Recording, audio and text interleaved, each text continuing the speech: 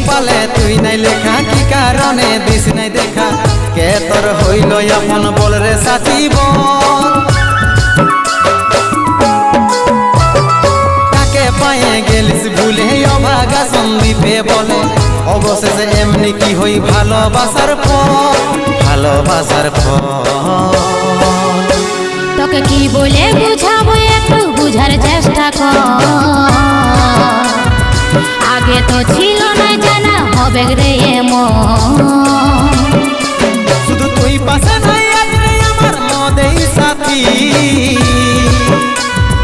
এমনি ভাবে কাটাই দিব সারাটা জীবন।